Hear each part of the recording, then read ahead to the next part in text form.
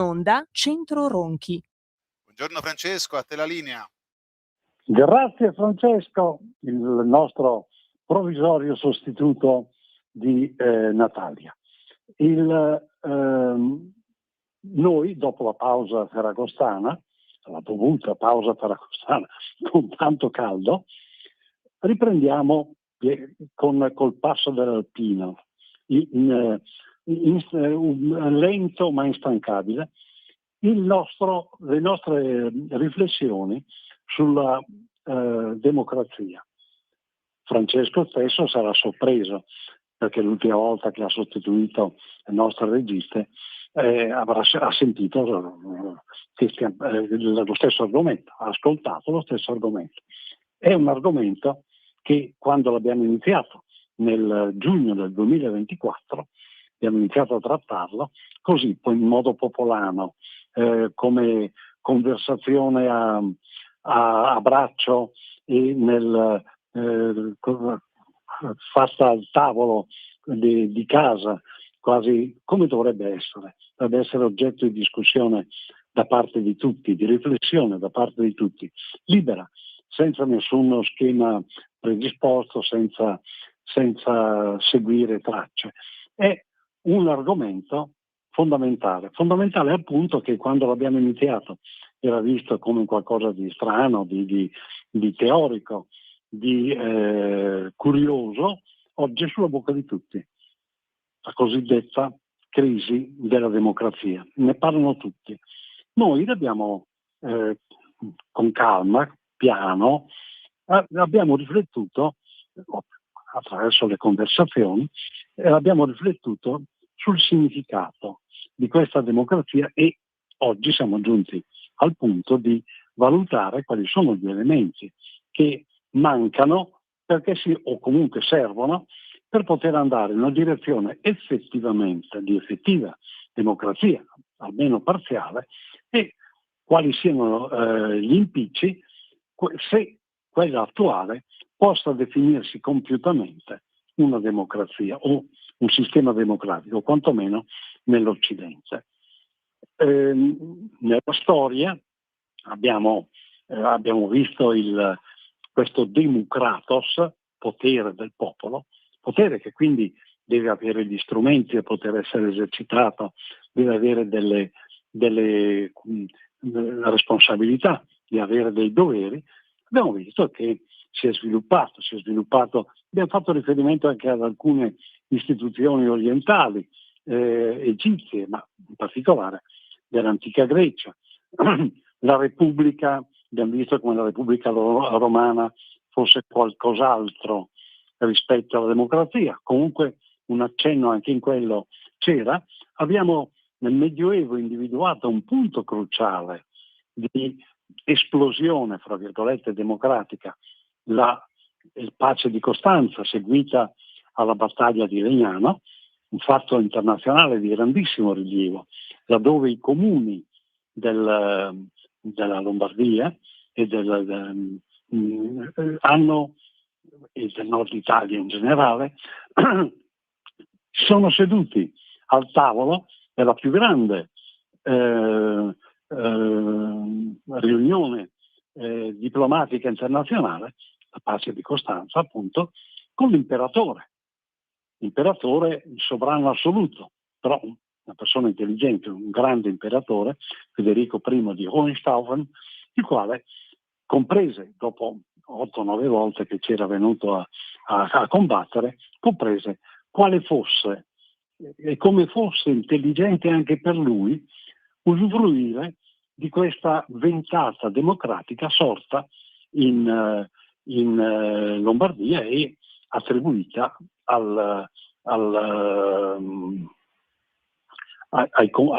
cosiddetto patto di Pontida, nata col patto di Pontida. Ora, sviluppi un percorso sinusoidale, si infossa e poi emerge, si infossa e poi emerge. Nell'Ottocento abbiamo visto, attraverso la via del nazionalismo sostanzialmente, della formazione delle nazioni, il popolo cioè questo democratos, emerge nella necessità che il popolo sia soggetto, protagonista e di se stesso e della vita politica in generale. E attraverso il nazionalismo, quindi attraverso una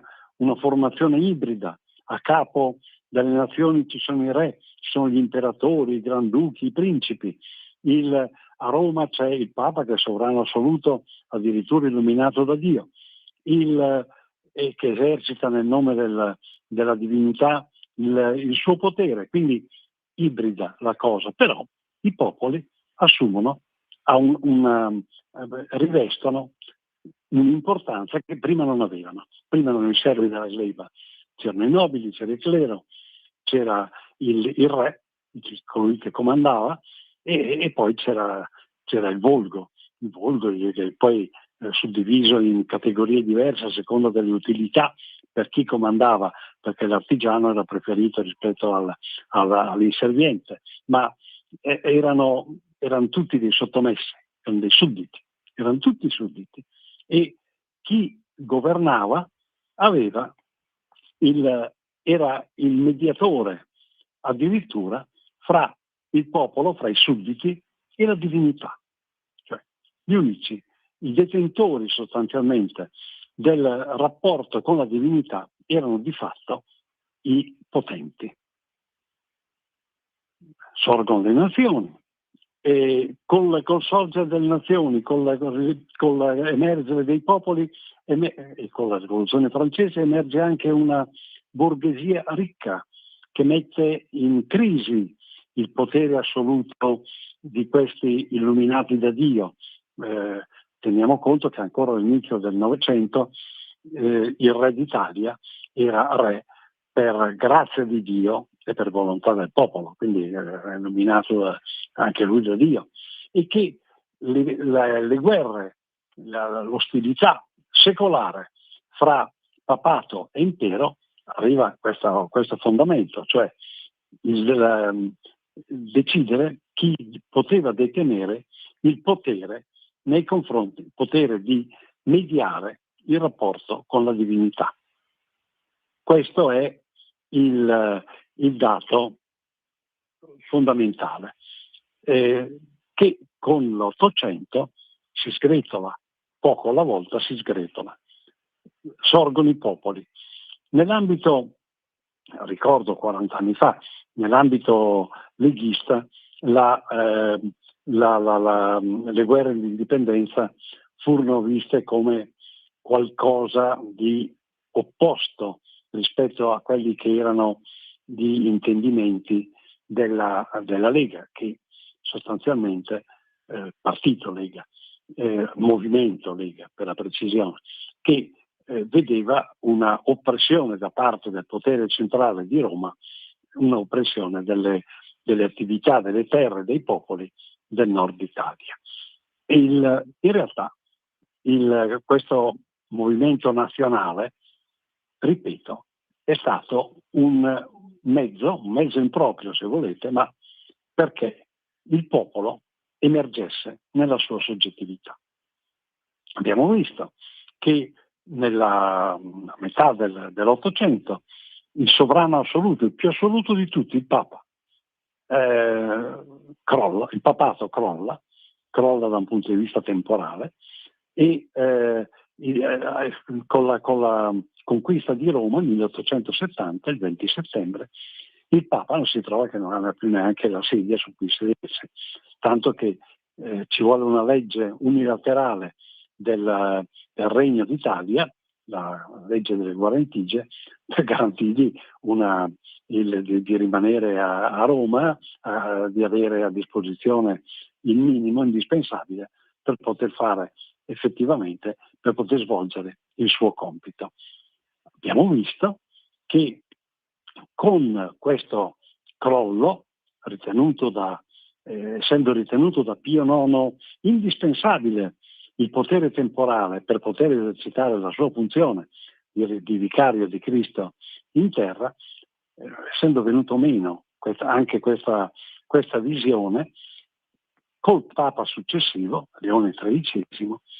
la Chiesa, da sempre la più retriva a prendere atto della modernità. È in corso la rivoluzione industriale, la borghesia ha creato nuove attività, nel popolo sono nate nuove attività, seppure da parte di alcuni dei più acculturati, dei più ricchi sostanzialmente. Però prende atto e con quella esplosiva novità che fu la Rerum Novarum, l'enciclica di Leone XIII, prende atto che il popolo, che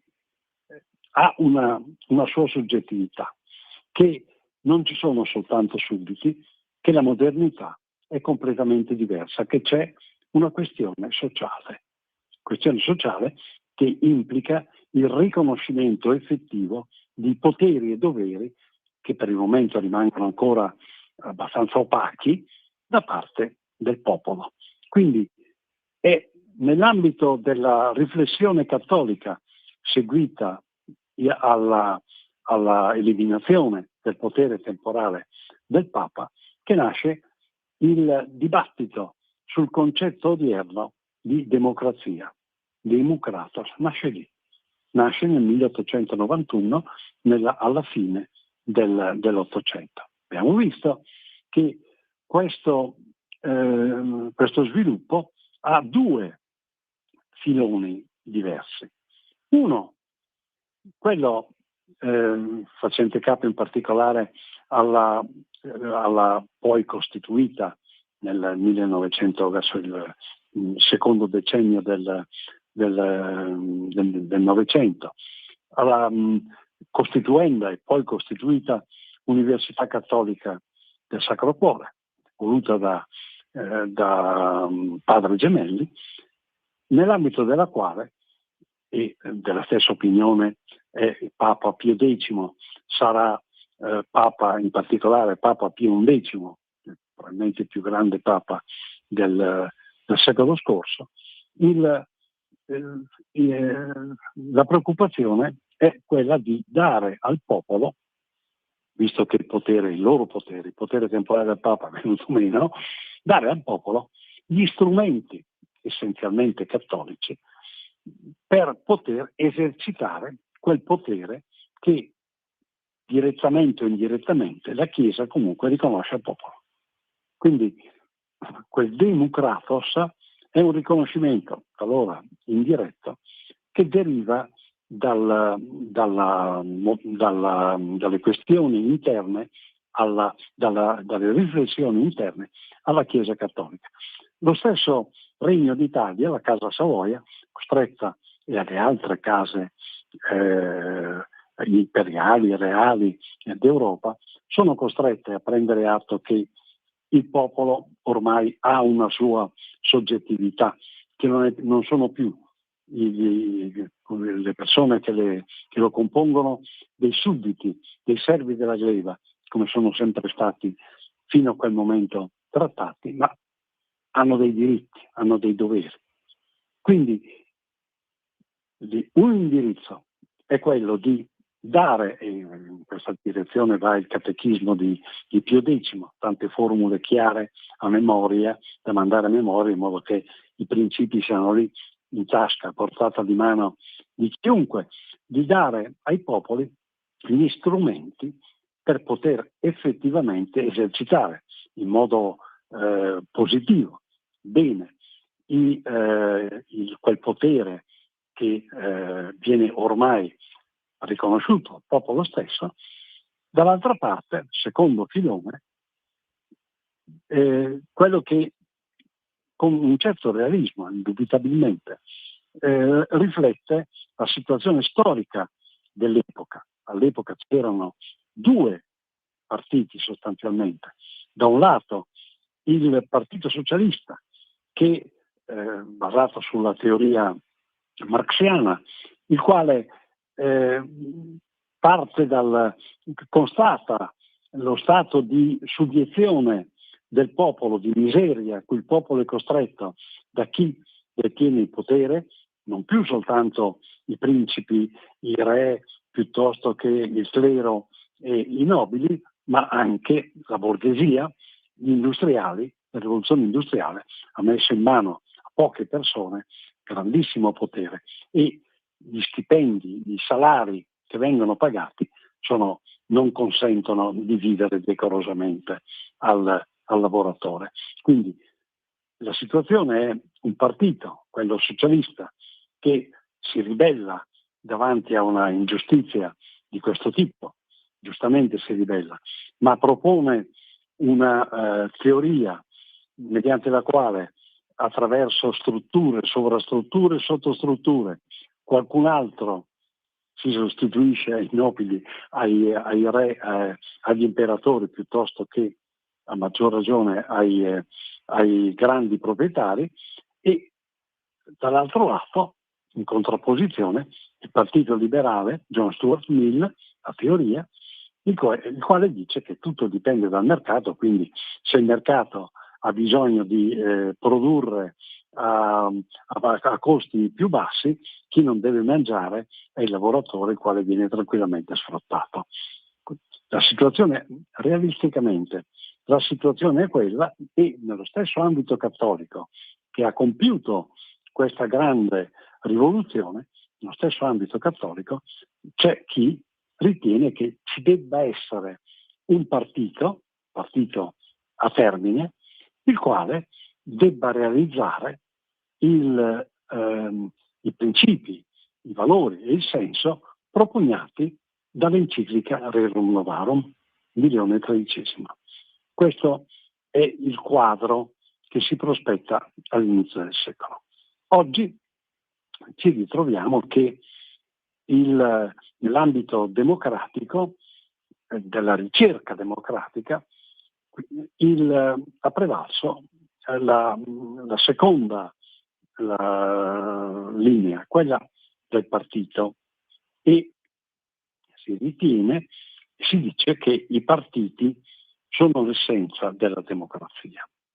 E qui occorre cominciare a ragionarci sopra. Ora, le due prospettive sono a mio avviso diverse, e cioè la democrazia, il concetto di democrazia è una cosa, il fatto che nell'ambito di una democrazia, cioè di un popolo che ha un suo potere che deve esercitare, che deve amministrare, che deve esprimere responsabilmente, ci siano opinioni diverse, quindi che si creino partiti, è un fatto assolutamente naturale. E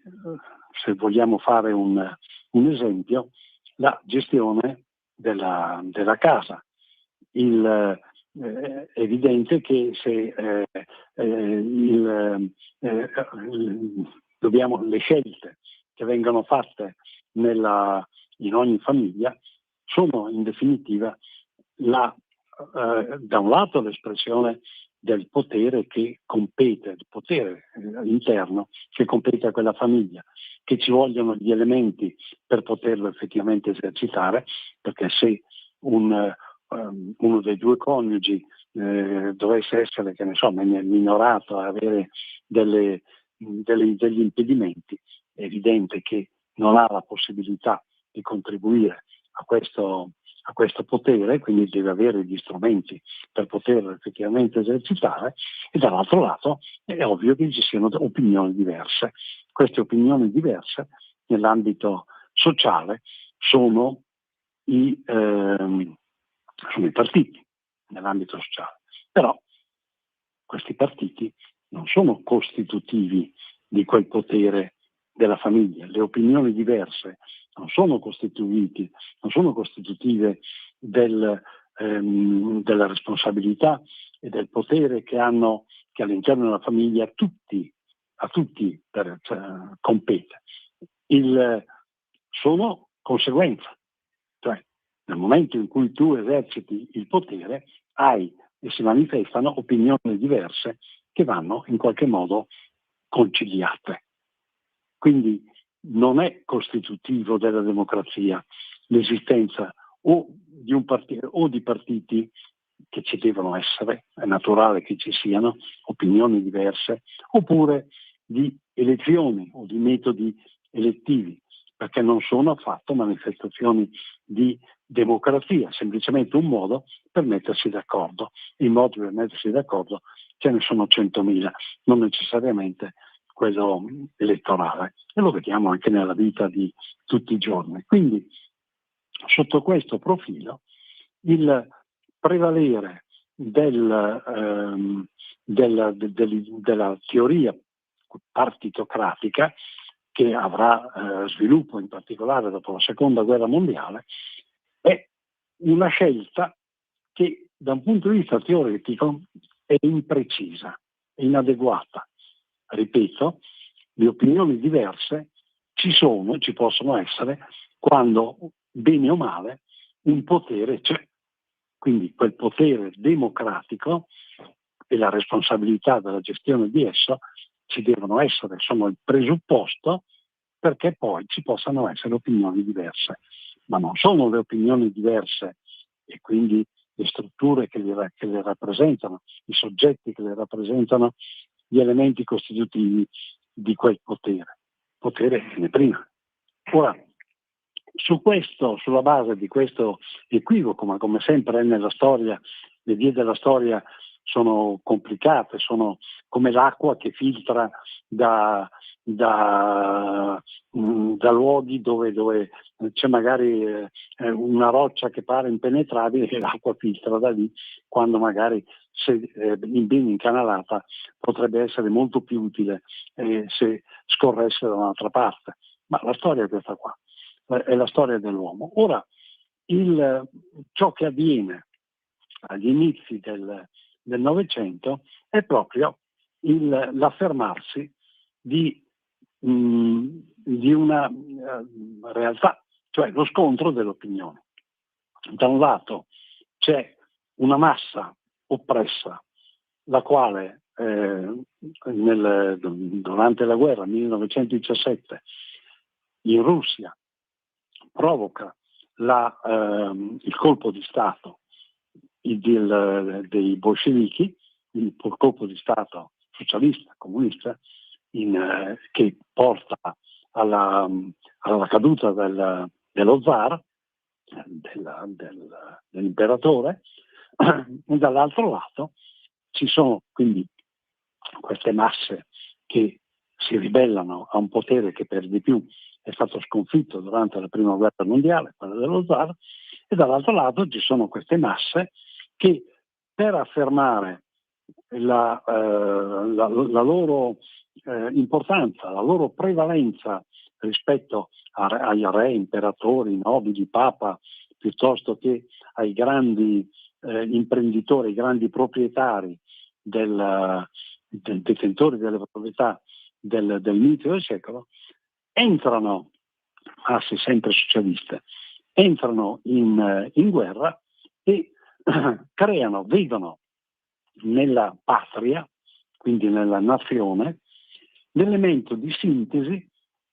che giustifica il loro potere, cioè masse che sacrificano se stesse per la patria e vogliono che a quel punto la patria sia la patria di tutti,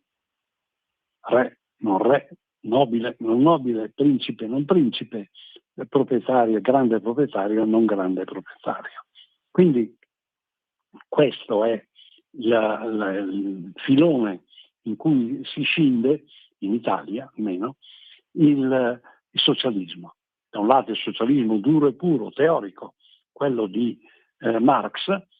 che dà l'assalto alla fine della prima guerra mondiale, dà l'assalto alle fabbriche, perché ritiene che i grandi proprietari siano dei ladri, perché usufruiscono della